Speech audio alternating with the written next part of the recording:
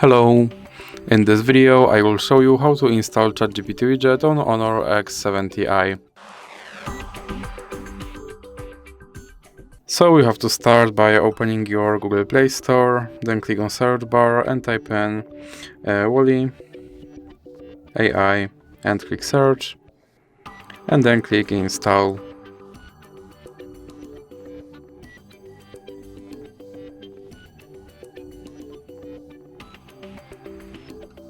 Now click open, then click on this button to skip introduction and click open permissions.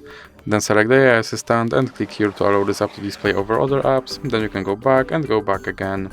Now click start, and as you can see right here there's my ChatGPT widget, and I can open him and I can tell him to do something.